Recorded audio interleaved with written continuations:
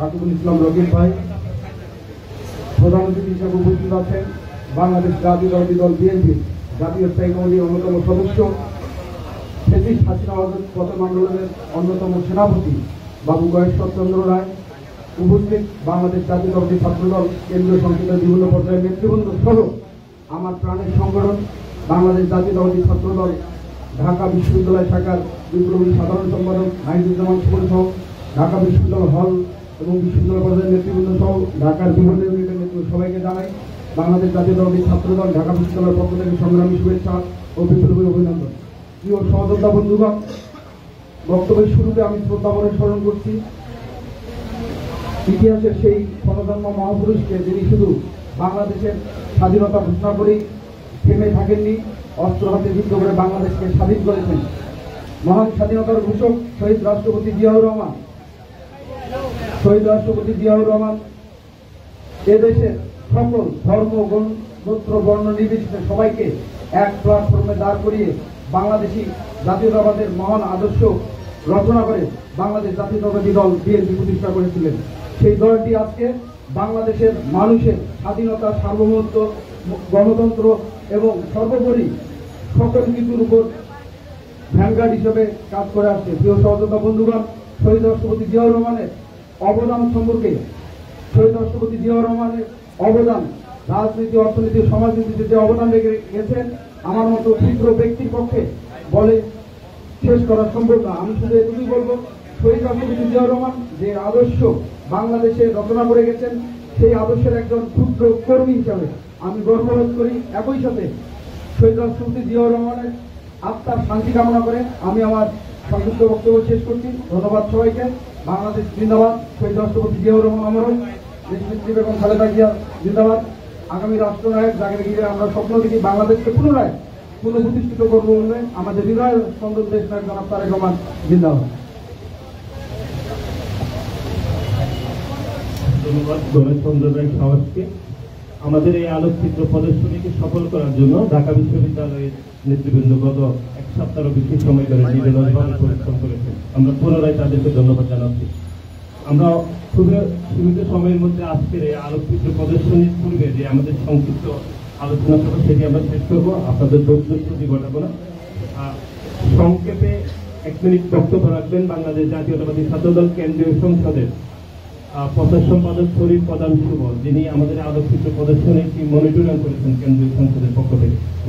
শরীফ প্রধান শুভকে সংক্ষেপে বক্তব্য রাখার জন্য রহিম।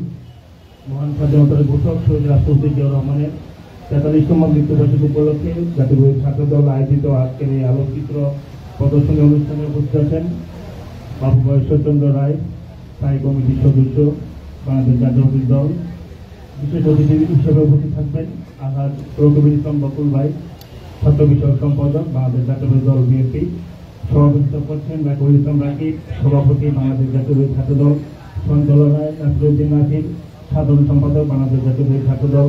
আর উপস্থিত আছেন জাতীয় ছাত্রদলের সিনিয়র সহসভাপতি আবু হাসান মোহাম্মদ ইয়াহিয়া, উপস্থিত আছেন জাতীয় ছাত্রদল সাংগঠনিক সম্পাদক আমানুল্লাহ আমান সহ, ঢাকা বিশ্ববিদ্যালয়ের সভাপতি গণেশ চন্দ্র রায় সাহস এবং সাধারণ সম্পাদক নাহিদুজ্জামান শিপন সহ ঢাকা মহানগর বিভিন্ন কলেজ, বিশ্ববিদ্যালয়ের নেতৃবৃন্দ, সবাইকে আন্তরিক শুভেচ্ছা এবং অভিনন্দন।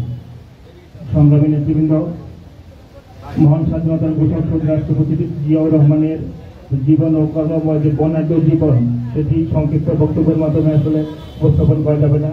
আমরা আসলে দেখি যে বাংলাদেশের যে মহান স্বাধীনতা, সেটা কিন্তু কারো অর্জনের মাধ্যমে অর্জিত হয়নি।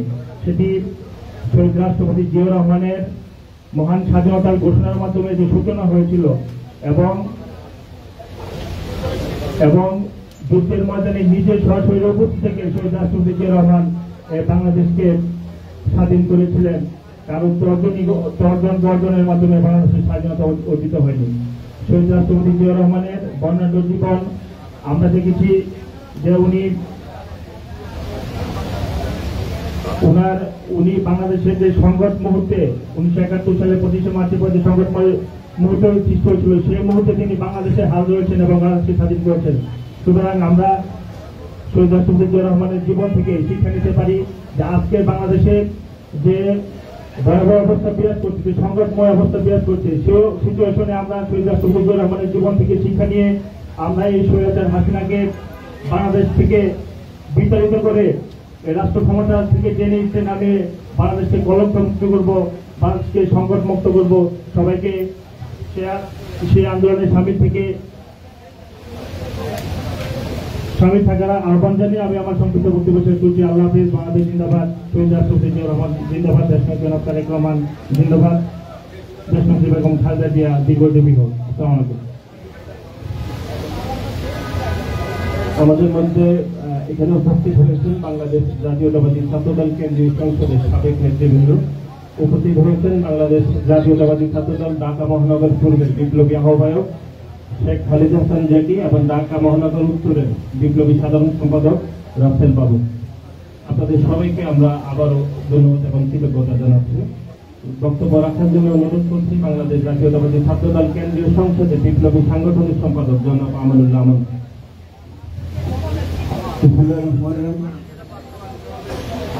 বাংলাদেশের ইতিহাসের কালজয়ী দার্শনিক, বাংলাদেশের জাতীয়তাবাদের প্রবক্তা শহীদ রাষ্ট্রপতি জিয়াউর রহমান বীর উত্তোলনের ৪৩তম শাহাদত বার্ষিকী উপলক্ষে জাতীয়তাবাদী ছাত্রদল কেন্দ্রীয় সংসদ কর্তৃক আয়োজিত আজকের এই আলোকচিত্র প্রদর্শনীর সংগ্রামী সভাপতি ছাত্রদলের বিপ্লবী সভাপতি রাকিবুল ইসলাম রাকিব, প্রধান অতিথি হিসেবে উপস্থিত আছেন চলমান গণতন্ত্র বিরোধী আন্দোলনের রাজপথের আমাদের অনুপ্রেরণার এক জীবন্ত বাতিঘর বিএনপির জাতীয় স্থায়ী কমিটির সংগ্রামী সদস্য বাবু বৈশ্বরচন্দ্র রায় সহ উপস্থিত নেতৃবৃন্দ, উপস্থিত বিভিন্ন ইউনিটের নেতৃবৃন্দ, সবাইকে আমার ব্যক্তিগত পক্ষ থেকে জাতীয়তাবাদী ছাত্রদল কেন্দ্রীয় সংসদের পক্ষ থেকে সংগ্রামী অভিনন্দন এবং শুভেচ্ছা। সংগ্রামী উপস্থিতি, শহীদ রাষ্ট্রপতি জিয়াউর রহমানের শাহাদাত বার্ষিকী উপলক্ষে যে আলোকচিত্র প্রদর্শনীর আয়োজন করা হয়েছে, এখানে আমাদের যে প্রত্যেকটা বিষয় থেকে যে শিক্ষণীয় থাকে, আলোকচিত্র প্রদর্শনীতে শহীদ রাষ্ট্রপতি জিয়াউর রহমানের যে জীবন দর্শনের একটি ক্ষুদ্রাংশ উপস্থাপনের চেষ্টা করা হয়েছে। কিন্তু তার যে জীবন, যে উনি যে ক্ষণজন্মা মহানায়ক, ওনার জীবন থেকে যে আমাদের শিক্ষণীয়, আমি শুধু একটি কথা বলতে চাই, শহীদ রাষ্ট্রপতি জিয়াউর রহমানের একটি অংশকে যদি আমরা ধারণ করি, ওনার দেশপ্রেম এবং দেশের জন্য অসীম সাহসিকতা, সেই বিষয়টিকে যদি ধারণ করি, আমি দৃঢ়ভাবে বিশ্বাস করি চলমান যে ফ্যাসিস্ট বিরোধী আমাদের আন্দোলন, সেই আন্দোলন আমরা অবশ্যই লক্ষ্যে পৌঁছতে পারবো। আমরা যদি জিয়াউর রহমানকে ধারণ করি, তাহলে এই ফ্যাসিবাদের পতন ঘটবে এবং সেই জিয়াউর রহমানের আদর্শকে হৃদয়ে ধারণ করে সামনের দিনগুলিতে আমরা ঐক্যবদ্ধভাবে কাঁধে কাঁধ মিলিয়ে এই ফ্যাসিস্ট হাসিনা বিরোধী আন্দোলনে অগ্রসর হব, সেই দৃঢ় প্রত্যয় ব্যক্ত করে আমার বক্তব্য শেষ করছি।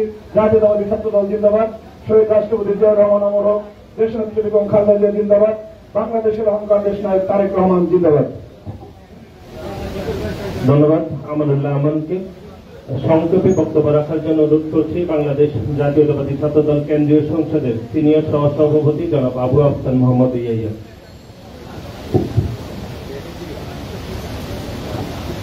বিসমিল্লাহির রহমানির রহিম।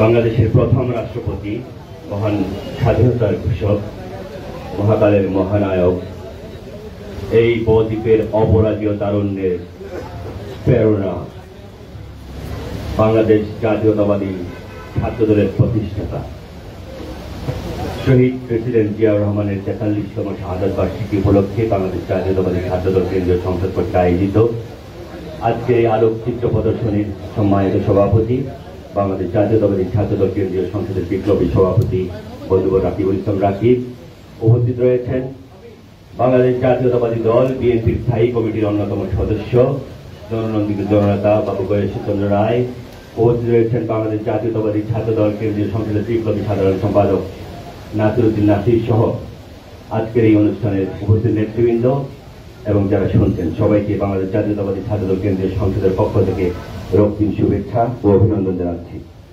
বক্তব্য দেওয়ার মতো শারীরিক অবস্থাও নেই, সময়ও নেই।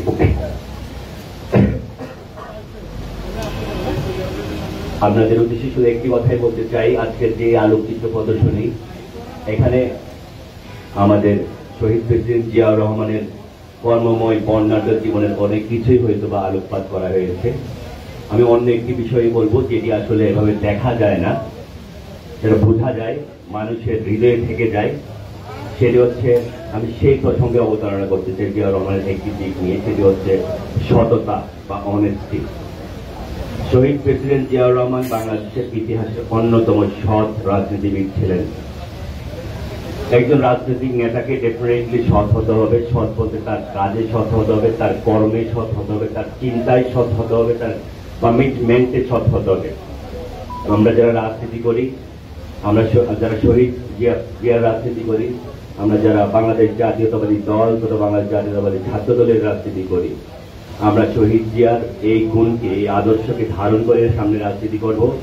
এবং আমি বিশ্বাস করি শহীদ জিয়ার আদর্শকে লালন করে আমরা এই ফেসিবাদকে হটিয়ে, এই ফেসিবাদের নিকষ কালো থাবাকে হটিয়ে এই বাংলাদেশে এক গণতন্ত্রের রক্তিম সূর্য উদয় হবে, এই আশাবাদ ব্যক্ত করে আমি আমার বক্তব্য এখানেই শেষ করছি। ধন্যবাদ সবাইকে। বাংলাদেশ জিন্দাবাদ, বাংলাদেশ জাতীয়তাবাদী ছাত্রদল জিন্দাবাদ। শহীদ প্রেসিডেন্ট জিয়াউর রহমান অমর হোক, আগামী রাষ্ট্রনায়ক দেশ নায়ক তারেক রহমান জিন্দাবাদ। আমাদের মাতা, আদর্শিক মাতা বেগম খালেদা জিয়া জিন্দাবাদ। আমরা একদম আমাদের অনুষ্ঠানের শেষ ভাগে এসে উপস্থিত হয়েছি। প্রধান অতিথি বক্তব্য রাখবেন। তার আগে আজকের এই আলোকচিত্র প্রদর্শনীর যে আয়োজন, এই আয়োজনের সংগ্রামী সভাপতিত্ব করছেন বাংলাদেশ জাতীয়তাবাদী ছাত্রদল কেন্দ্রীয় সংসদের সভাপতি। প্রধান অতিথির অনুমতিক্রমে বক্তব্য রাখার জন্য সভাপতির বক্তব্য রাখার জন্য অনুরোধ করছি বাংলাদেশ জাতীয়তাবাদী ছাত্রদল কেন্দ্রীয় সংসদের বিপ্লবী সভাপতি জনাব রাকিবুল ইসলাম রাকিব ভাই।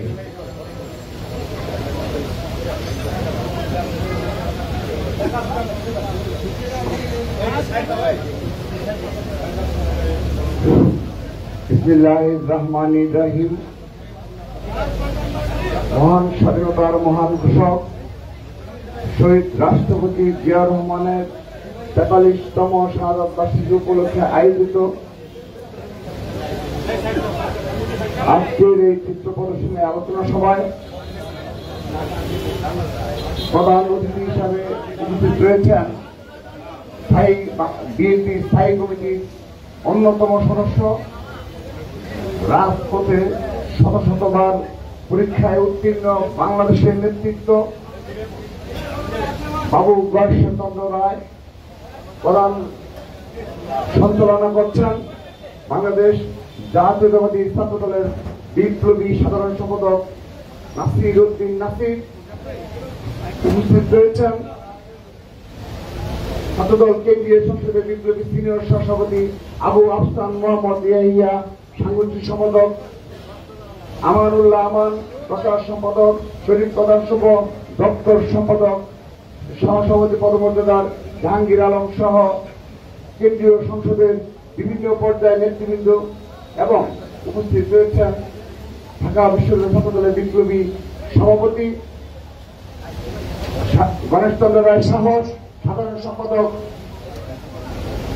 নাইদুজ্জামান শিপন সহ ঢাকা বিশ্ববিদ্যালয়ের বিভিন্ন পর্যায়ের নেতৃবৃন্দ এবং উপস্থিত রয়েছেন জগন্নাথ বিশ্ববিদ্যালয় ছাত্রদল, বেসরকারি বিশ্ববিদ্যালয়ের ছাত্রদল, জাহাঙ্গীরনগর বিশ্ববিদ্যালয় ছাত্রদল এবং Dhaka college, Tejgaon college, Titumir college, সরকারি কবির কলেজ, বাংলা কলেজ সহ ঢাকা মহানগর উত্তর পূর্ব ছাত্রদলের বিপ্লবী আহ্বায়ক শেখ খালিদ হাসান জেকি সহ ঢাকা মহানগর পূর্ব ছাত্রদল, ঢাকা মহানগর দক্ষিণ ছাত্রদল, ঢাকা মহানগর উত্তর ছাত্রদলের সংগ্রামী সাধারণ সম্পাদক রাসেল বাবু সহ উত্তর ছাত্রদলের নেতৃবৃন্দ এবং পশ্চিম ছাত্রদলের নেতৃবৃন্দ সবাইকে ছাত্রদল কেন্দ্রীয় সংসদের পক্ষ থেকে আজকের এই আলোচনা সভা উপস্থিত হওয়ার জন্য জানাচ্ছি কৃতজ্ঞতা, শুভেচ্ছা।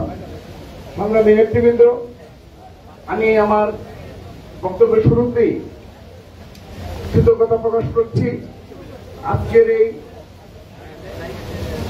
শহীদ রাষ্ট্রপতি জিয়া রহমানের এই চিত্র প্রদর্শনীকে সফল করার জন্য যিনি দিনরাত পরিশ্রম করেছে, আমি বিশেষভাবে কৃতজ্ঞতা প্রকাশ করছি ছাত্রদল কেন্দ্রীয় সংসদের সংগ্রামী প্রচার সম্পাদক শরীফ প্রধান শুভ সহ সিনিয়র সহসভাপতি সাংগঠনিক সম্পাদক সহ দপ্তর সম্পাদক, তাদের নিরলস পরিশ্রমে আপনারা হয়তো দেখে থাকবেন যে আমরা কিছু ছবি ঝুলিয়ে দিয়েছি, বিষয়টি সেরকম নয়।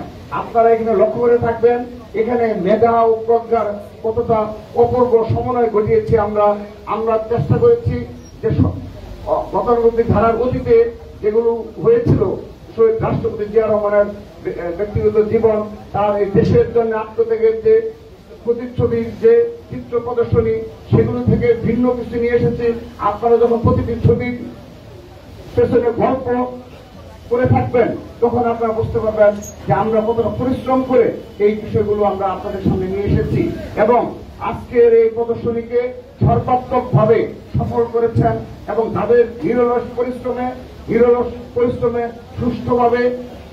আমি আরেকটি বিষয় ঢাকা বিশ্ববিদ্যালয় বলার আগে আরেকটি বিষয় বলে নিচ্ছি, আপনারা অবগত রয়েছেন যে ছাত্রদল সবসময় আমরা সাধারণত শহীদ রাষ্ট্রপতি জিয়া রহমানের শাহাদাত বার্ষিকী উপলক্ষে বেশ কিছু কর্মসূচি নিয়ে থাকি। এবারও আমরা বেশ কিছু কর্মসূচি নিয়েছি, কিন্তু এই দেশে একটা ফ্যাসিস্ট সরকার ক্ষমতা রয়েছে। এই ফ্যাসিস্টের কবলে পড়ে বাংলাদেশে কোনো গণতান্ত্রিক প্রতিষ্ঠান নেই, এমনকি সেই ফ্যাসিস্টের কবল থেকে এই প্রেস ক্লাব বলেন, হাইকোর্ট বলেন, কোনো কিছুই এই ফ্যাসিস্টের কবল থেকে রেহাই পায়নি। সেই বাস্তবতায় আজকে তাদের যে 3 বারের অবৈধ শাসন, সেই অবৈধ শাসনের কালো থাবা পড়েছে এই জাতীয় প্রেস ক্লাব। এই জাতীয় প্রেস ক্লাবে ছাত্র দলের কোনো কর্মসূচিতে আমাদেরকে দেওয়া হয় না, আমাদের জন্য বরাদ্দ দেওয়া হয় না। আমি ধিক্কার জানাচ্ছি, এই শহীদ রাষ্ট্রপতি জিয়া রহমানের শাহাদাত বার্ষিকী উপলক্ষে আমরা প্রেস ক্লাব সহ আমরা বেশ কিছু স্থান বাছাই করেছিলাম, কিন্তু আমাদেরকে কোনো জায়গা দেওয়া হয়নি। আমরা বলে দিতে চাই, আগামীতে যখন এদেশে গণতন্ত্র পুনরুদ্ধার করব, সেদিন এই শহীদ রাষ্ট্রপতি জিয়া রহমানের এই শাহাদাত বার্ষিকী উপলক্ষে সহ ছাত্র দলের কোনো কর্মসূচিকে যেভাবে বাধা দেওয়া হয়, কোনো স্থান দেওয়া হয় না, সেগুলো জাতির সামনে যারা এর সাথে জড়িত এই অবৈধ ফ্যাসিস্টের মুখোশ উন্মোচন হবে, এবং অপরাপর যারা ছাত্র সংগঠন রয়েছে, বিশেষ করে ছাত্রলীগকে সেই ধরনের পরিস্থিতির মুখোমুখি হওয়ার জন্য আমরা প্রস্তুত থাকার জন্য আহ্বান জানাচ্ছি। বিশেষভাবে কৃতজ্ঞতা প্রকাশ করছি যারা দিন রাত পরিশ্রম করে, এবং আমরা যেভাবে দিক নির্দেশনা দিয়েছি সেই ছবিগুলো তারা অনেক কষ্ট করে বিভিন্ন জায়গা থেকে সংগ্রহ করেছে।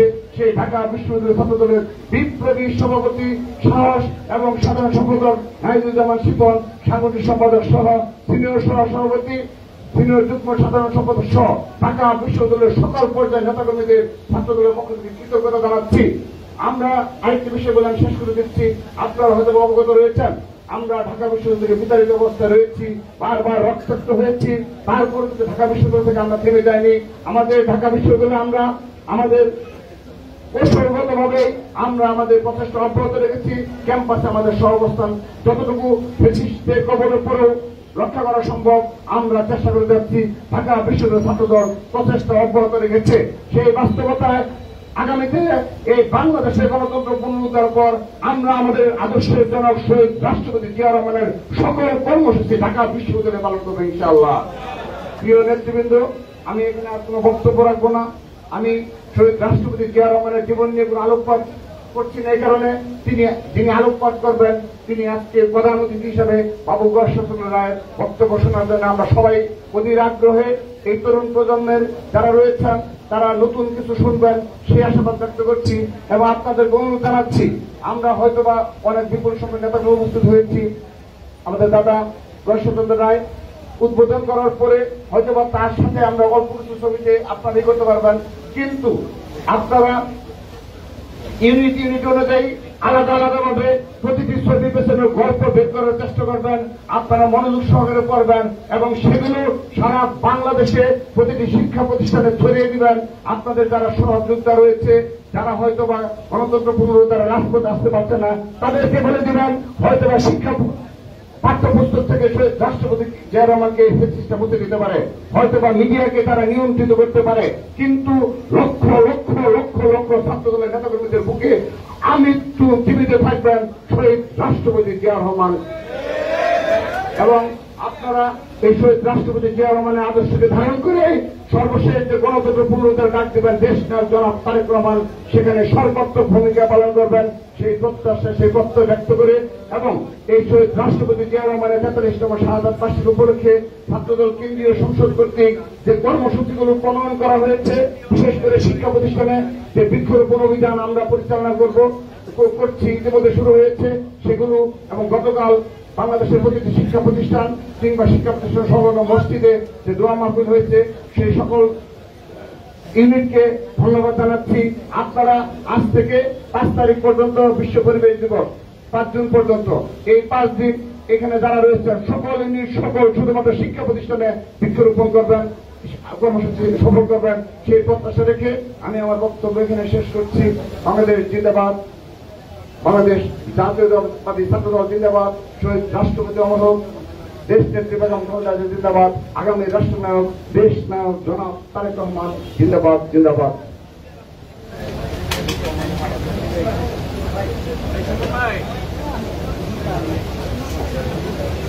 ধন্যবাদ। বাংলাদেশ জাতীয়তাবাদী ছাত্রদল কেন্দ্রীয় সংসদের বিপ্লবী সভাপতি জনাব রাকিবুল ইসলাম রাকিব ভাইকে। আমাদের মধ্যে উপস্থিত হয়েছেন বাংলাদেশ জাতীয়তাবাদী ছাত্রদল জগন্নাথ বিশ্ববিদ্যালয় শাখার সংগ্রামী সাধারণ সম্পাদক সুজন মোল্লা। উপস্থিত আছেন বাংলাদেশ জাতীয়তাবাদী ছাত্রদল ইডেন মহিলা কলেজের সংগ্রামী আহ্বায়ক রেহানা আক্তার শিরিন এবং সদস্য সচিব সামজিদা ইয়াসমিন তুলি, বেগম বদরুন্নেসা মহিলা কলেজের সংগ্রামী সদস্য সচিব মাকসুদা রিমা সহ ঢাকা বিশ্ববিদ্যালয়ের সাবেক নেতৃবৃন্দ এবং বাংলাদেশ জাতীয়তাবাদী ছাত্রদল কেন্দ্রীয় সংসদের সাবেক নেতৃবৃন্দকে পুনরায় বাংলাদেশ জাতীয়তাবাদী ছাত্রদল কেন্দ্রীয় সংসদের পক্ষ থেকে আপনাদেরকে আমরা আন্তরিক ধন্যবাদ জানাচ্ছি আজকের এই আয়োজনে আপনারা উপস্থিত হওয়ার জন্য। আমরা অনুষ্ঠানের একদম সর্বশেষ চলে আসছি। আপনারা অধীর আগ্রহে অপেক্ষা করছেন আজকের আলোকচিত্র প্রদর্শনের প্রধান অতিথি বক্তব্য শোনার জন্য, বক্তব্য রাখার জন্য প্রধান অতিথি বক্তব্য রাখার জন্য অনুরোধ করছি বিএনপি স্থায়ী কমিটির অন্যতম সদস্য বাবু গয়েশ্বরচন্দ্র রায়কে বক্তব্য রাখার জন্য বিনীত অনুরোধ করছি।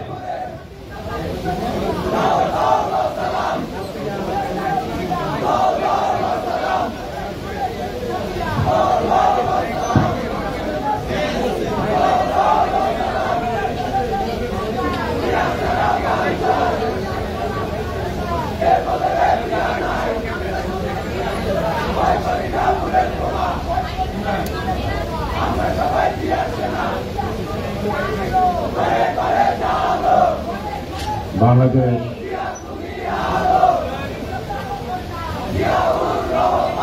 জাতীয়তাবাদী ছাত্রদল কর্তৃক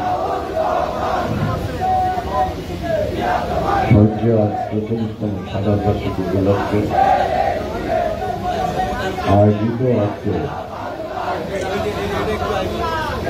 আলোকচিত্র প্রদর্শনী অনুষ্ঠানের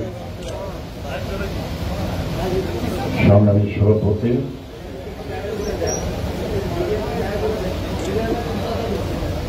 ছাত্রদলের সভাপতি জনাব জাকির আহমেদ, সাধারণ সম্পাদক সহ আপনাদের সকল নেতৃবৃন্দ আর আয়োজনের পিছনে যাদের পরিশ্রম আছে তাদেরকে অবশ্যই আন্তরিকভাবে ধন্যবাদ জানাই। বাংলাদেশের স্বাধীনতার মহান ঘোষক শহীদ রাষ্ট্রপতি জিয়াউর রহমান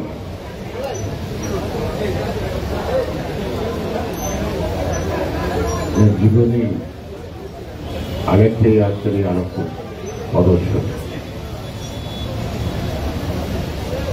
1979 সালের 1 জানুয়ারি বাংলাদেশ জাতীয়তাবাদী ছাত্রদল প্রথম প্রতিষ্ঠিত হয় কাজী আসাদের আহ্বায়ক করে।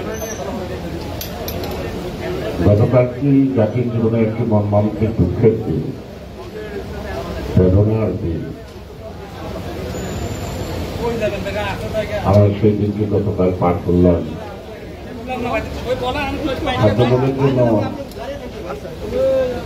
এই দিনটি আরেকটি স্মৃতি রয়ে গেছে, সেই জাতীয় বেদনাদায়ক। সেই ডাক্তারকে জিয়াউর রহমান চিকিৎসক নেই,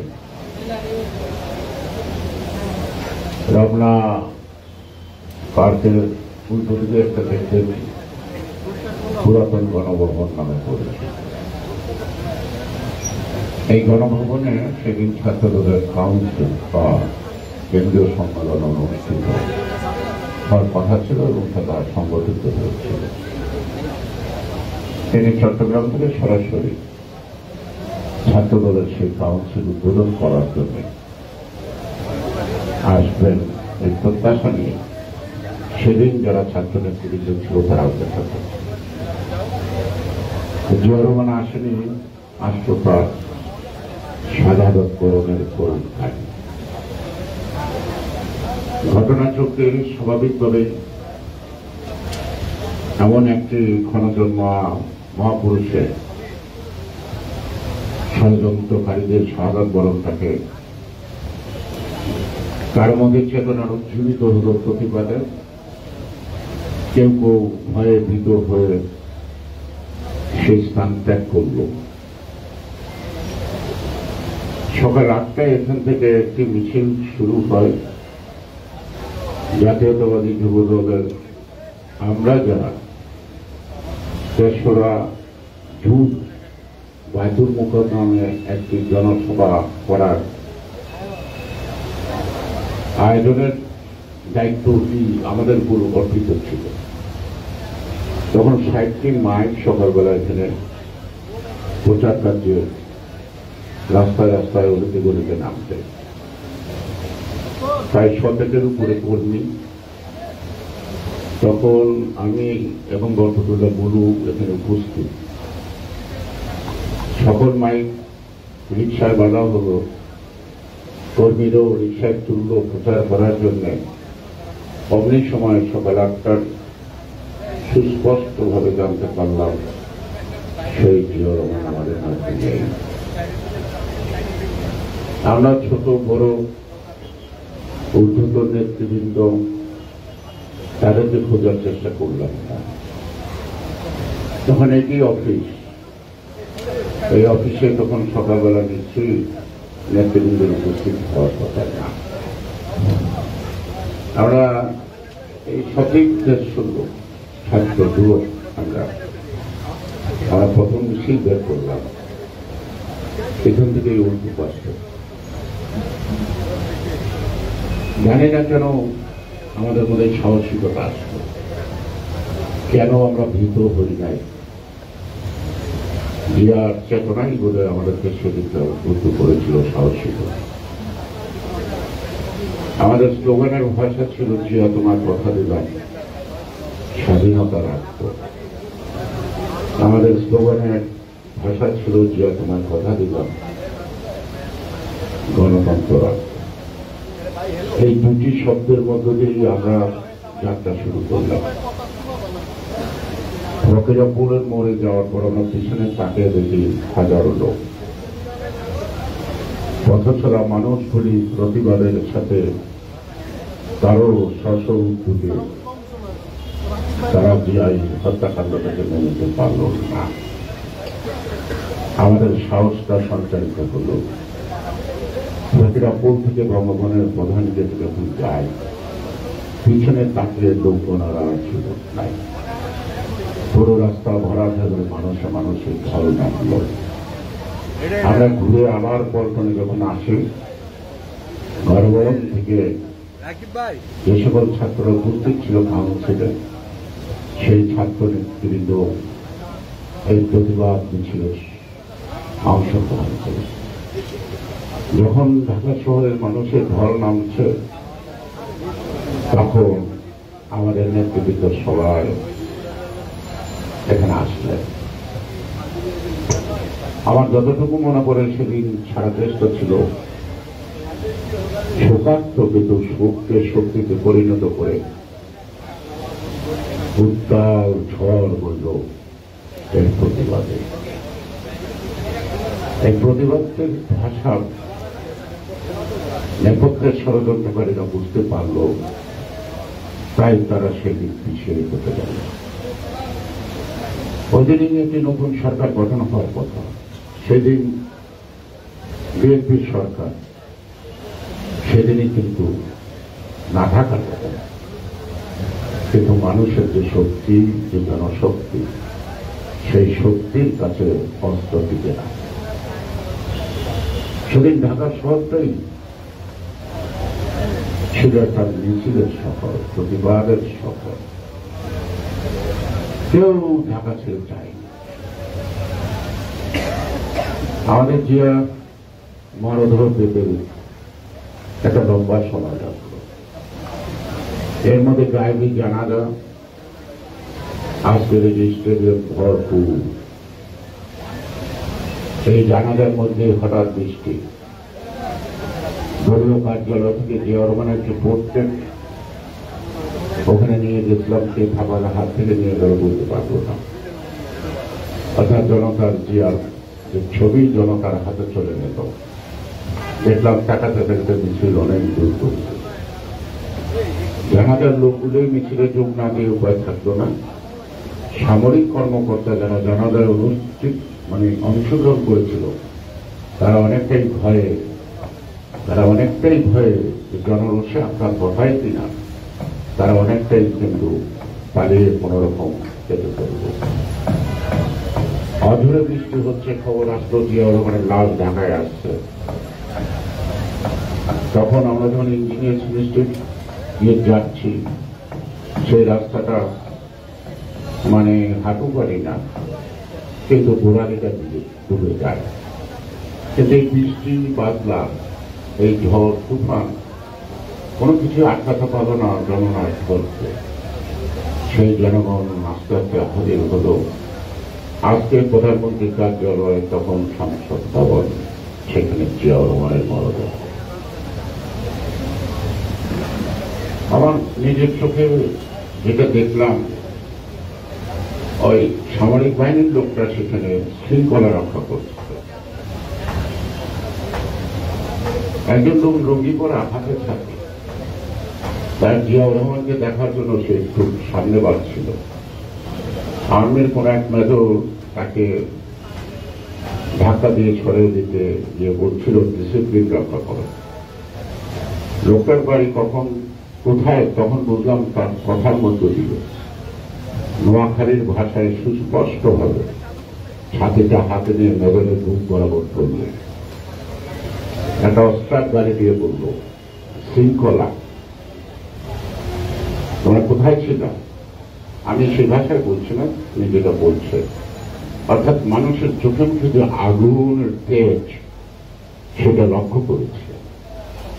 এই আগুনের লেলিহানটা কিন্তু হঠাৎ একটা ব্যক্তির জন্য নয়, আদর্শের জন্য, চেতনার জন্য। যারা ভেবেছিল জিয়া রহমান নাই, দেশপ্রেমিক জাতীয়তাবাদী শক্তি, তিনি শেষ। বিএনপি মাইনাস জিয়া জিন না পাইনি। সে কারণেই যে একজন ব্যক্তি মৃত্যু হতে পারে, কিন্তু চেতনার কখনো মৃত্যু হয় না। সে কারণে জিয়া নাই, জিয়ার চেতনা সবার অন্তরে লালিত। সবাই অন্তর্দৃষ্টিতে জিয়াকে দেখছে।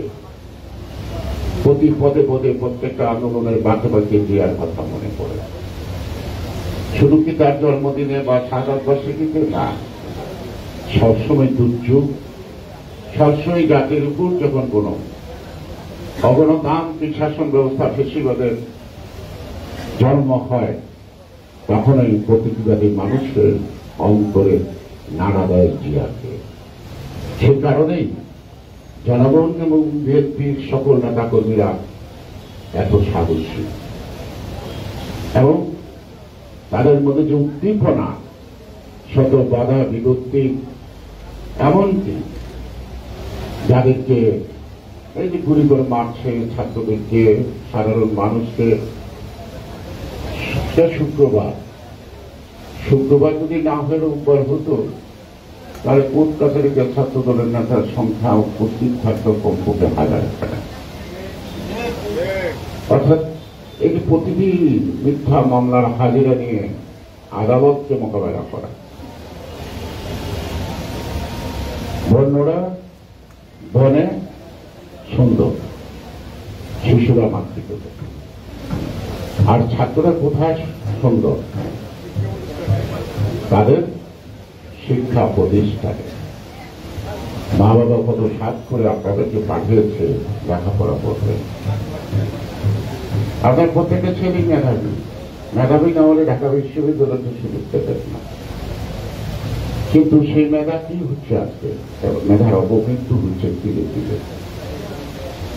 একজন ছাত্র তার শিক্ষা প্রতিষ্ঠানে যাতায়াত যেতে পারবে না, সে ছাত্র আবাসে থাকতে পারবে, সে তার ক্লাসে যে লেখাপড়া করবে সেটা পারবে না।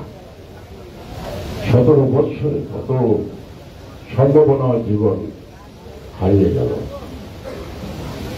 আপনাদের আমি বিশ্বাস করি জাতীয়তাবাদী ছাত্রদল বর্তমান কমিটি যেন ফ্যাসিস্ট সরকার এর আমলে এটাই যেন রাজপথে শেষ করা পায়। আমরা আপনাদের কাছে এটা আশ্বাস করি, বিশ্বাস করি, একটা দেশের পরিবর্তন ছাত্ররাই করতে পারে। এই ছাত্র বলতে আমি শুধু জাতীয়তাবাদী ছাত্রদল বলছি না, আমি ছাত্র সমাজের কথা বলছি। এদেশের যত ঐতিহাসিক পরিবর্তন হয়েছে সব পরিবর্তনের মূল ছাত্ররা।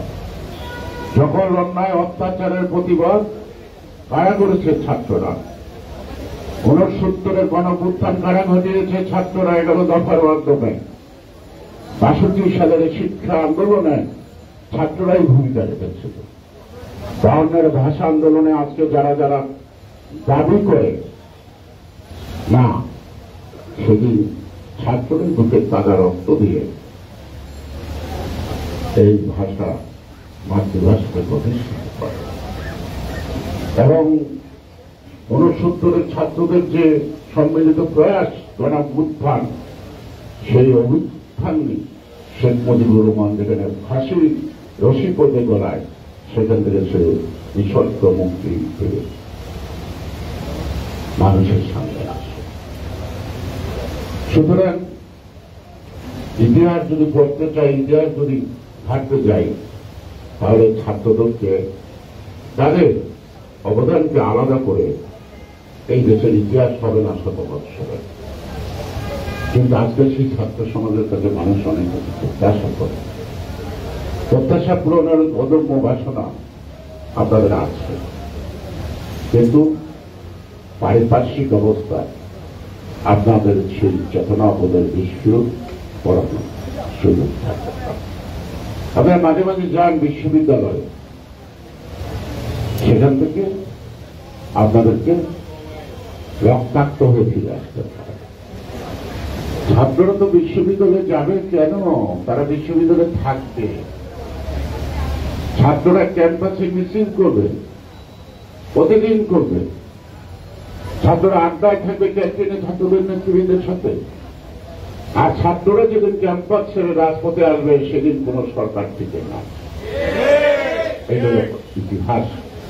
কিন্তু আজকে আপনাদেরকে ক্যাম্পাসে যেতে লড়াই করতে, আপনি নিয়মিত বেতন দিচ্ছেন, আপনি একজন রেগুলার ছাত্র, কিন্তু আপনি সেই শিক্ষা প্রতিষ্ঠানে গিয়ে দাঁড়িয়ে বলতে পারছেন না আমি এই বিশ্ববিদ্যালয়ের ছাত্র, কলেজের ছাত্র। কেন এটা হল আগ্রাসী শক্তির চক্রান্ত। আর এই আগ্রাসী শক্তির যে যারা মদত দিচ্ছে দেশের স্বাধীনতা সার্বভৌমত্ব ভুলণ্ঠিত করতে, জাতীয় স্বার্থকে নির্বাচিত করতে, বঞ্চিত এবং প্রতারণা করতে, যারা আজকে শুধু ক্ষমতায় থাকা একটি ঐতিহাসিক মনোবৃত্ত নিয়ে আছে, তারাই প্রতিবাদের কণ্ঠগুলি রোধ করা এই যুবক মানিত ছাত্র। কবি বলেন, যৌবন যার যুদ্ধের সময় যাওয়ার সময় তার। সুতরাং আজকে এই যুবক ছেলেরা পথে পান করে ঘুরে বেড়াচ্ছে। তারা তাদের প্রতিষ্ঠান থেকে প্রতিবাদের মিছিল নিয়ে রাজপথে আসতে পারছে না। রাজপথে এইভাবে থাকা আর ক্যাম্পাস থেকে আসার মধ্যে একটা ভিন্ন রূপ আছে। আমরা ভাগ্যবান যখন ছাত্র ছিলাম, আমরা ক্যাম্পাসে থাকছি, আমরা মিছিল করতে পারছি, আমরা রাজপথে ক্যাম্পাস থেকে আসছি মিছিল নিয়ে। কিন্তু আজকে আপনাদের যে মিছিল নিয়ে ক্যাম্পাসে যেতে পারে, সেখানে আপনাদেরকে যুদ্ধ করতে হয়, লড়াই করতে হয়। এটা আপনাদের জন্য একটা অভিশপ্ত জীবন, বিশেষ করে বর্তমান ছাত্র সমাজের জন্য। এই দাগ উড়ালপন্থী আর অস্ত্র নিয়ে মানুষকে জিম্মি করে চাঁদা আদায়, এটা ছাত্র সমাজের কপালে একটি কলঙ্কের তিলক, যারা বর্তমানে ক্ষমতাসীন দলের ছাত্র রাজনীতির নামে তারা যে অপকর্ম করছে, এটা জাতির জন্য একটা কলঙ্কজনক অধ্যায়, এটা ছাত্র সমাজের জন্য কলঙ্কের অধ্যায়। সুতরাং বিপ্লবী চেতনা বোধ, যে শক্তি, যে বয়স, যে সময়, এই সময়টা অকারণে হারিয়ে যেতে পারে না। সেই কারণে আমি বলবো, আমরা 17 বছর লড়ছি, এর মধ্যে আপনাদের অনেক কমিটি হয়েছে, অনেক নেতৃত্ব আছে। বর্তমান নেতৃত্ব যেন হয় শেষ নেতৃত্ব, ফেসিবাদের হাত থেকে বাংলাদেশকে মুক্ত করা। আপনারা সেই আদর্শকে সামনে রেখে আগামী দিনে পথ চলবে। আমি ছাত্রদের ইতিহাস অনেক বলতে পারব। এই একজন আমাদের নেতা ছিলেন কর্নেল মুস্তাফিজুর রহমান,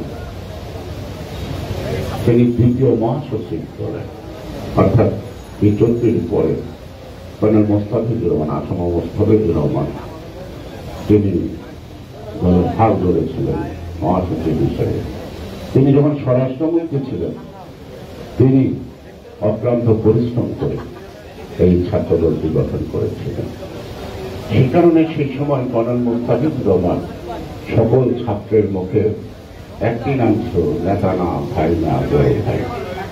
অর্থাৎ কর্নেল মুস্তাফিজুর রহমান ছিল সকল ছাত্রদের কাছে বড় ভাই।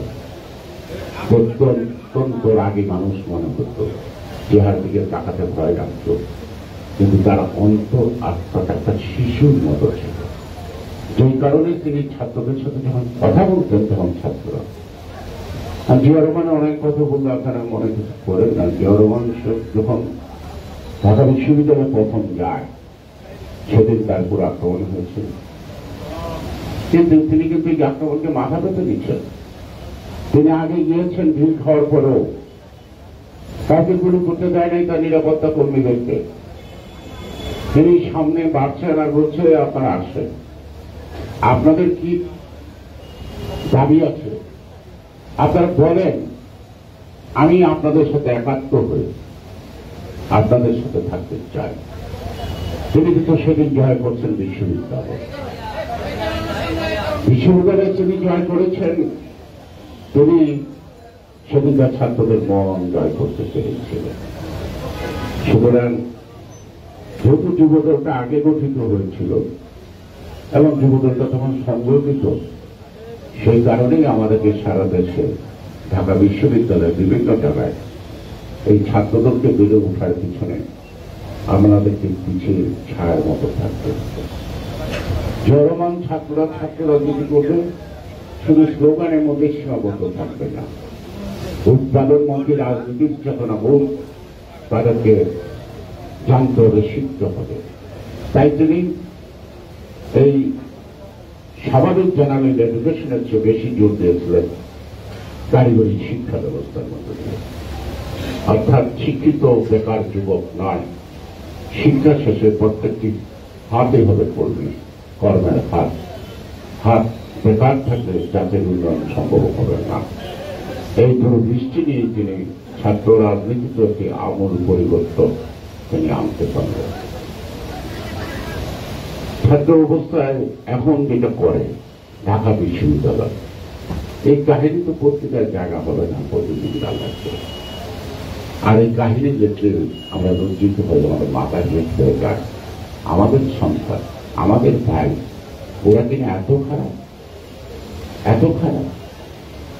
এমন একটা কিঞ্চিত খারাপ কাজ করেছিল তৎকালীন ছাত্র নেতৃত্বের মধ্যে কয়েকটা। প্রেসিডেন্ট জিয়া রহমানের সাথে সাথে 11 জনকে বঙ্গভবনে ডাকলেন।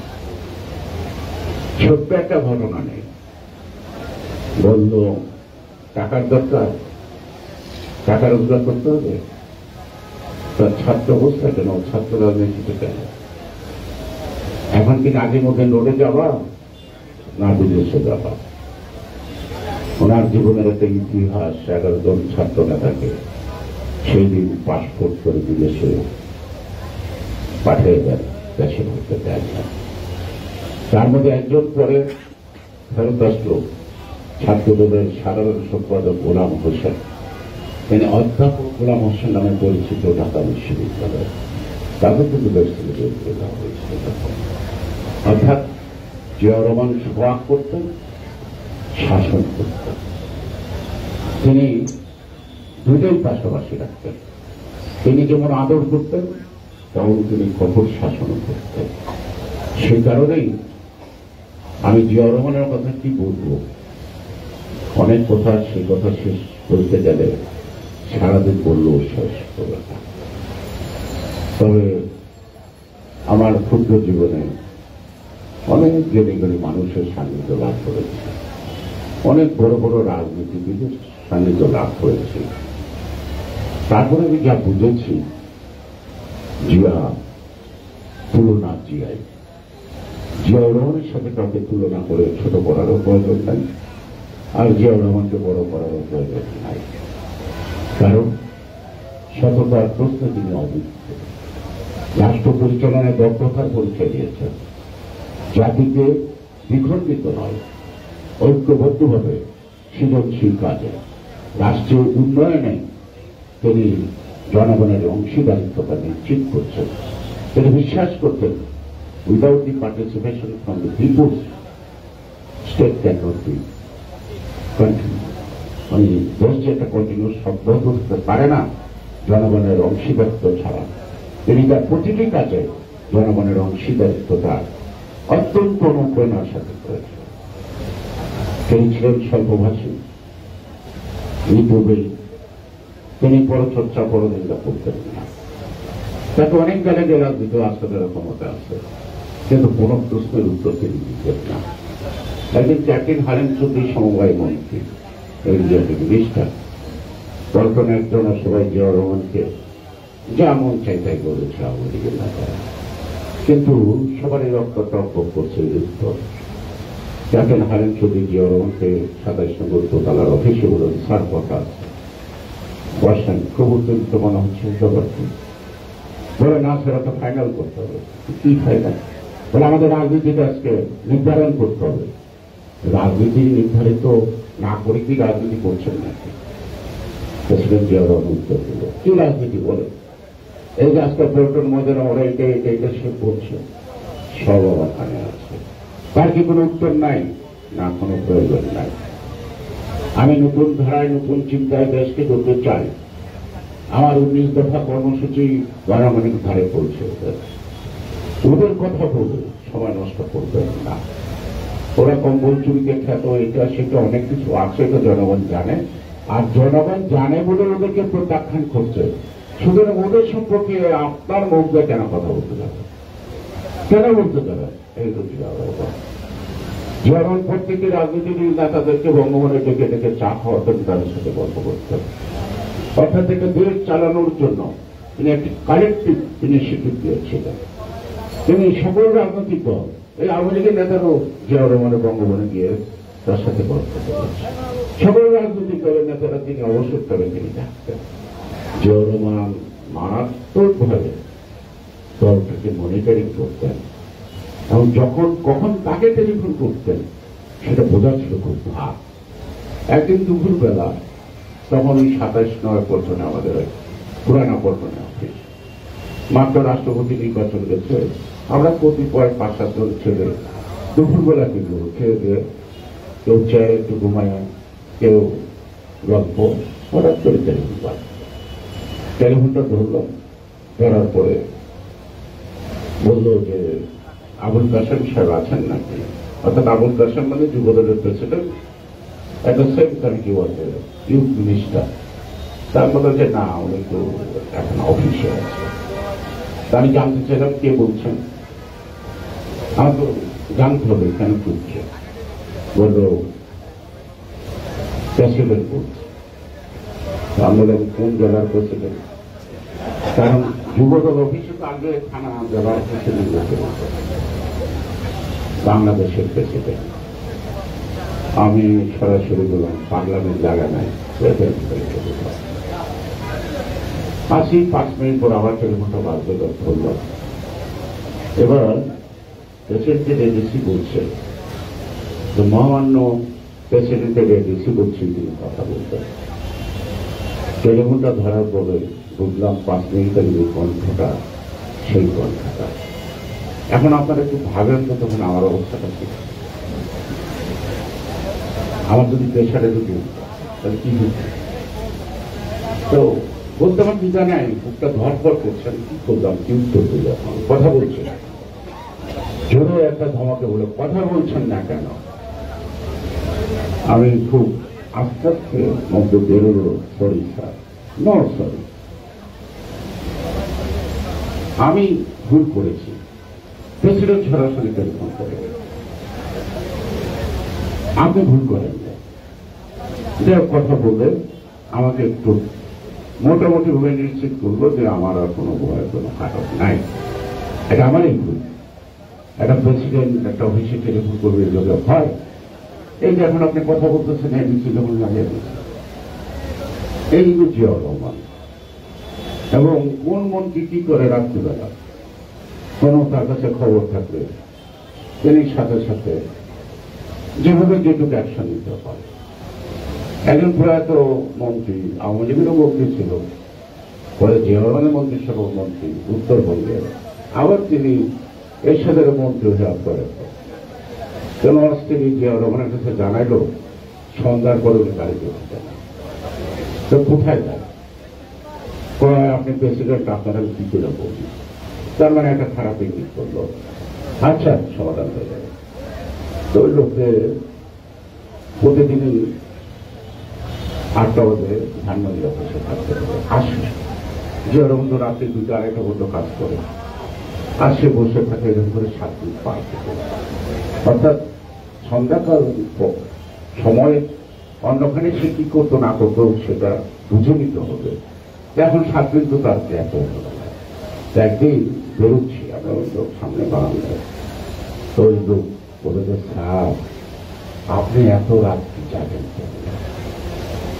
তখন প্রেসিডেন্ট সাহেব বলল, ভোলা সাহেব আমি রাত্রি জেগে থাকি বলে তো আপনারা ঘুমাতে পারেন।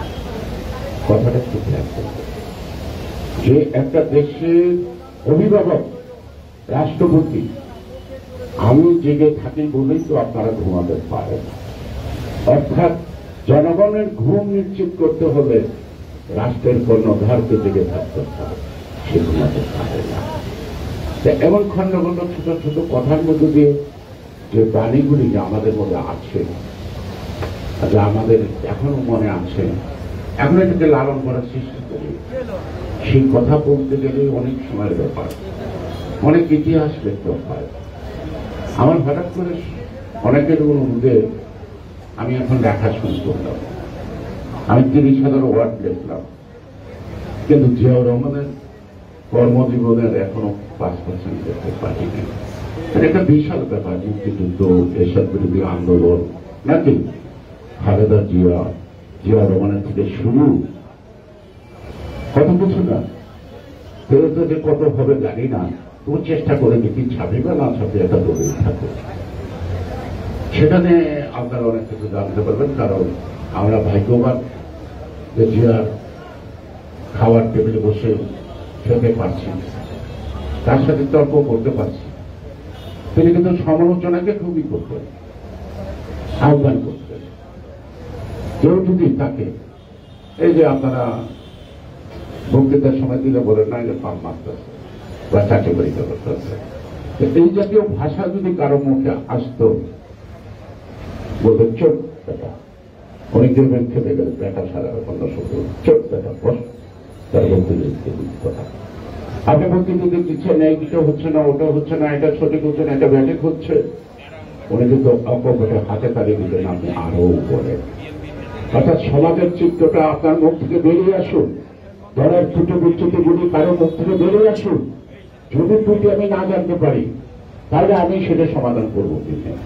অর্থাৎ জিয়াউর রহমান সমালোচনায় বিশ্বাস করতেন। তিনি সবসময় বলতেন criticism is a beauty of democracy. আর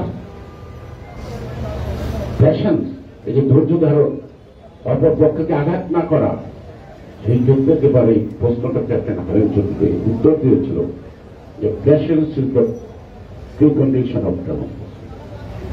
কি সেই ধৈর্য আছে আমাদের মধ্যে? আমাদের নিজেদের মধ্যে আছে মনে হয় নাই। আমরা হঠাৎ খেতে যাই, আরে পদটা পাইলাম না কেন, আর একটু জানবো চেষ্টা করি না, অপেক্ষা করি না।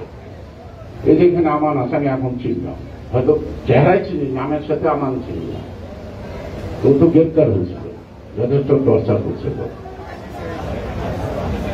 হ্যাঁ আমান এই দেখুন, আজকে ওরা চিনি কিন্তু নাম আর চেহারায় আমি নিতে পারি নাই। আমাদের কোর্টে আমার 6টা মামলার মধ্যে একটা মামলা আটকে দিল।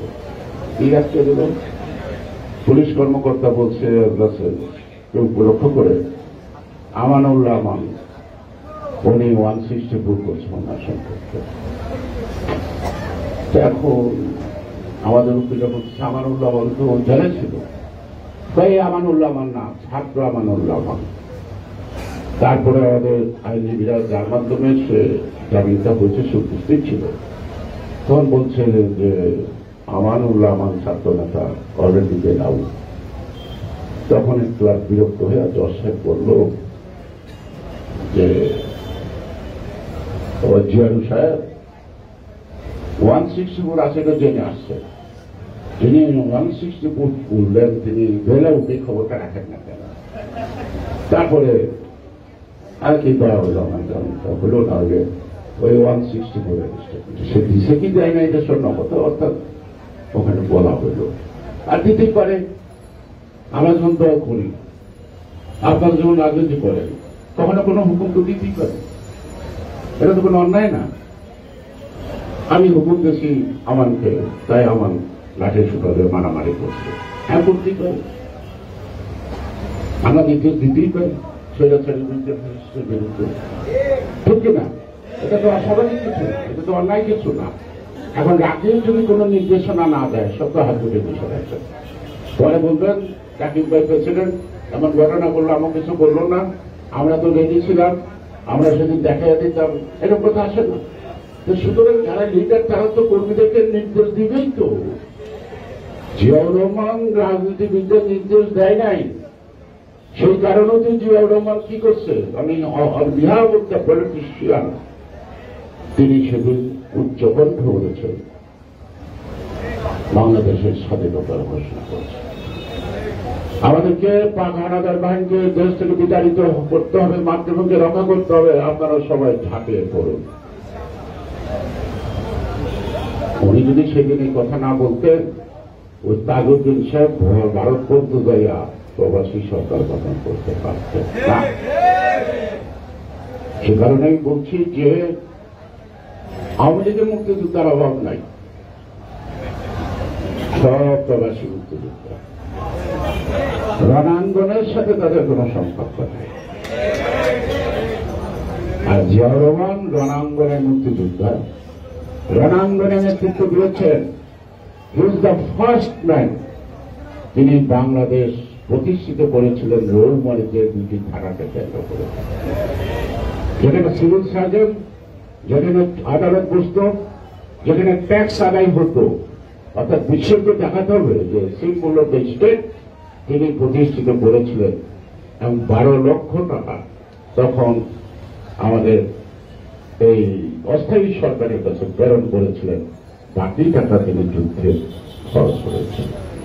সেটা কত ক্রিয়েটিভ লোকটা, চিন্তা করেন। একটা রাজনীতিবিদ যা না ভাবেন, ভাবার কথা, সে রাজনীতিবিদরা ভাবলো না, জিয়াউর রহমান ভাবলো। এটি তো যথার্থ। কেউ কেউ বলে যে জুলাই মাসে গ্রেপ্তার হলেন এবং খালেদা জিয়া 7 জুলাই জিয়া থেকে সিদ্দেশন থেকে হাসিনা ইঙ্গিত করে কিছু বলতে চায়। খালেদা জিয়া যুদ্ধের সময় করেছিল, ভালো কথা কইছিল, সবাই জানে তিনি গ্রেপ্তার ছিলেন। তবু কোন কিশোর না, অনেকটা শিশু করল। আর আমাদের বর্তমান ভারত হচ্ছেন তারেক রহমান, বয়স 6 সাল। তাদেরকে নিয়ে দুটি সন্তানকে নিয়ে তিনি ক্যান্টনমেন্টে আটক ছিলেন দীর্ঘ কত মাস।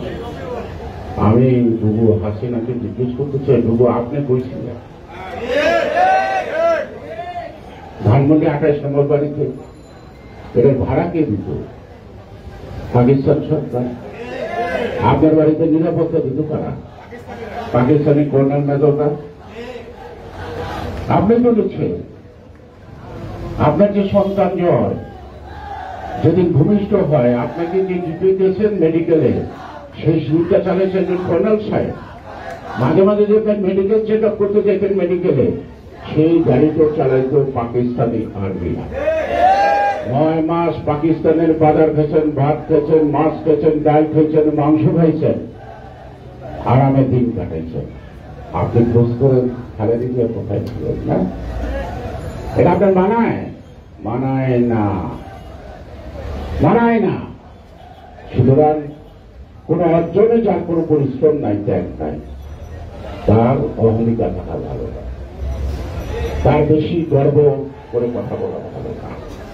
যার অবদান থাকে তারা কিন্তু বলে না, তাদের কথা মানুষ বলে, জিয়ার কথা মানুষ বলে। জিয়া তো বলে যায় না জীবনে কিছু, ঠিক না? He has done lot for the nation. প্রতিটি পদে পদে পদে এমন কোন জায়গা নাই যেখানে জিয়ার পদার্পণ ছিল না।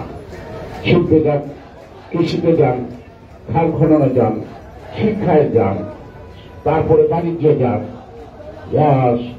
নতুন নতুন শিল্প কলকারখানায় যান, মধ্যপ্রাচারের বাজার দখল করা, প্রশিক্ষণ দিয়ে যে চাকরি দিয়ে বিদেশে পাঠানো, গার্মেন্টস সেক্টর যে আমাদের একটা সম্ভাবনাময়, তিনি সেই স্বপ্নটা দেখেছেন না, সেই স্বপ্নটা বাস্তবায়ন করেছেন।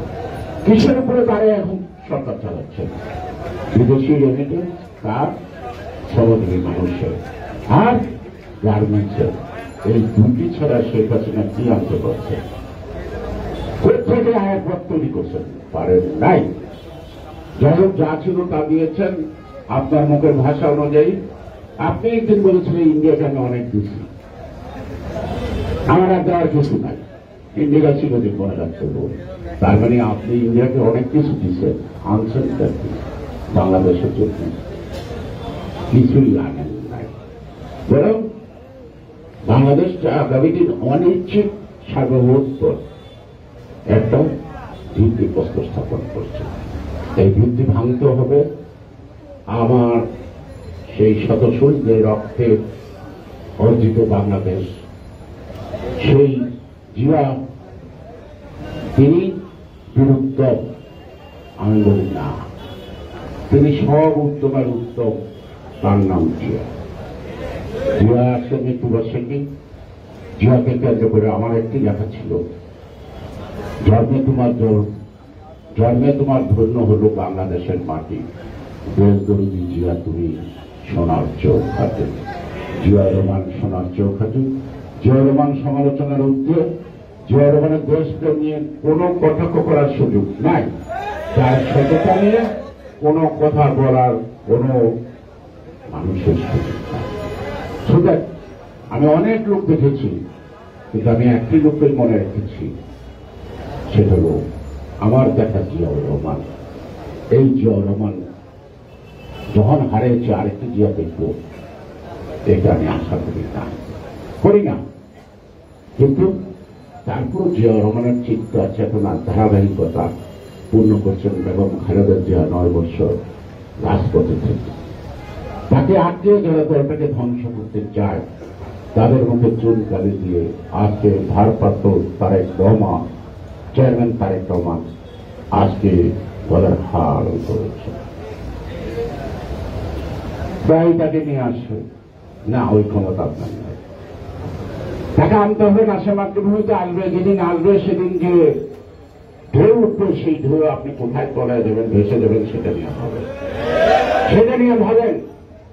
আমাদেরকে আজকে আগামী দিন জন্য, দেশের জন্য, সকলের জন্য, গণতন্ত্রের জন্য, স্বাধীনতার সার্বভৌমত্বের জন্য এই 3 নেতা দরকার।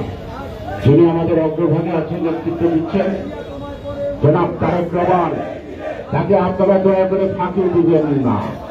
সততার সাথে তাকে সহযোগিতা করেন, সততার সাথে অনুসরণ করেন। আমরা রেখে যেতে চাই বাংলাদেশের স্বাধীনতা সার্বভৌমত্বের অত্যন্ত প্রহরী জিয়া রহমান, খালেদা জিয়ার পর আগামী দিনে তারেক রহমানের লেখা হবে স্বাধীনতা সার্বভৌম গণতন্ত্রের অত্যন্ত প্রহরী। আমি মনে হয় এইটাই সবাই প্রত্যাশা করে আপনাদের সাথে। সেই কারণেই ওনার অক্লান্ত পরিশ্রমের ফসল যাতে নষ্ট না হয়, তা যেন সংরক্ষিত হয় এবং কথায় নয় কাজের মধ্য দিয়ে আন্তরিকতা দিয়ে তাকে অনুসরণ করবেন। তাহলেই বিএনপি সার্থক হবে, তারেক রহমান সার্থক হবে, দেশবাসী মুক্তি পাবে। লম্বা সময় নিলাম, আর নেব না। সবাইকে আন্তরিকভাবে ধন্যবাদ। আপনারা ভালো থাকবেন, সুস্থ থাকবেন, সাবধানে যখন থাকেন আন্দোলন করতে হবে সে কথাটা মনে রাখবেন। বাংলাদেশ জিন্দাবাদ, হোক রাজনীতি বেগম খালেদা জিয়া দীর্ঘায়ু কামনা করছি। ভারতবর্ষে একজন জনাব তারেক রহমান জিন্দাবাদ, জিন্দাবাদ। বাংলাদেশ জাতীয়তাবাদী ছাত্রদল জিন্দাবাদ।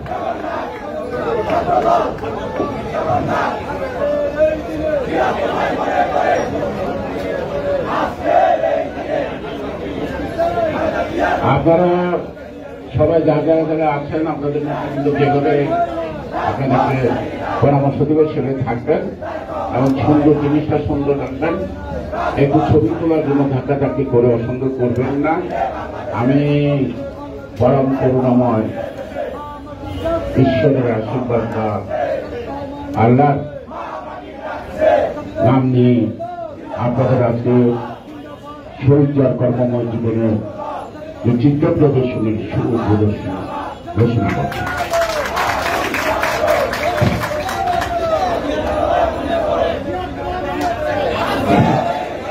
আমাদের আজকে আলোকচিত্র প্রদর্শনীকে সুশৃঙ্খলভাবে সফল করার জন্য আপনারা যারা উপস্থিত হয়েছেন, আপনারা আমরা সভাপতি কৃতজ্ঞতা জানাচ্ছি। বিশেষ করে আপনারা যারা গণমাধ্যমের কর্মী বন্ধুরা আমাদের এখানে আজকের এই আলোকচিত্র প্রদর্শনীকে সফল করার জন্য এসেছেন। আমরা বাংলাদেশ জাতীয়তাবাদী ছাত্রদল কেন্দ্রীয় সংসদের পক্ষ থেকে গণমাধ্যমের বন্ধুদেরকে আমরা কৃতজ্ঞতা এবং ধন্যবাদ জানাচ্ছি। আপনারা যারা বসে আছেন, আপনারা 2 মিনিট সুশৃঙ্খলভাবে বসবেন, তাহলে আমাদের প্রোগ্রামটি অত্যন্ত সফলভাবে শেষ হবে। আপনারা যারা দয়া করে আপনারা সবাই বসে থাকবেন। আমরা পুনরায় আমাদের গণমাধ্যমের বন্ধুদেরকে আমরা শুভেচ্ছা এবং কৃতজ্ঞতা জানাচ্ছি বাংলাদেশ জাতীয়তাবাদী ছাত্রদল কেন্দ্রীয় সংসদের পক্ষ থেকে। আপনারা সুশৃঙ্খলভাবে বসে পড়বেন এবং আমাদের গণমাধ্যম বন্ধুদেরকে আপনারা সহযোগিতা করবেন।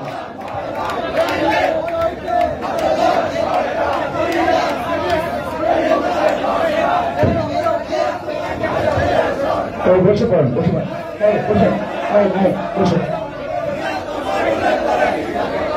বসো।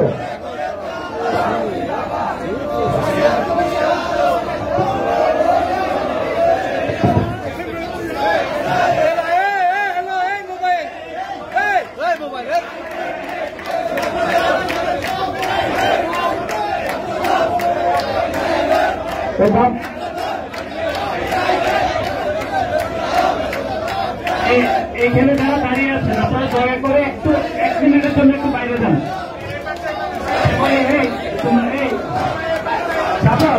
একটু বাইরে আপনারা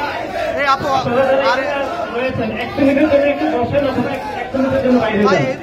আমাদের গণমাধ্যমের যে সকল বন্ধুরা রয়েছে আপনারা ওনাদেরকে সহযোগিতা করুন।